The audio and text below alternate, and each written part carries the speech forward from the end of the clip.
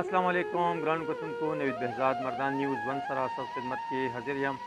قدرمنو دا وخت تاسو له یو مهم خبر در کومه چې د پښتو ډرامو نوموړې اداکاره خوشبو قتل شوې ده. ګرانو کتونکو خوشبو چې تعلق یې د ضلع صوابۍ سره او په پېښور کې اوسېدله بېګا د نامعلومه وسلوالو د طرفه په ډزو باندې وژلې شوې ده. ګرانو کتونکو د خوشبو لاش د ضلع نوشهره د اکبرپورې تاڼۍ د حدودو نه میلاو شوی دی. د هغې د رور په مدیریت کې د نامعلومو ملزمانو خلاف مقدمه درج شوې ده چې تفتیش پکې شروع دی، خو تر دې دمه پورې د هغې د قاتلانو هېڅ پته نه ده لګېدلې. ګرانو کتونکو یو وارې بیا تاسو ته ووایم چې خوشبو چې د پښتو ډرامو نوموړې اداکاره وه بېګا د نامعلومه وسلوالو د طرفه په ډزو باندې قتل شوې ده.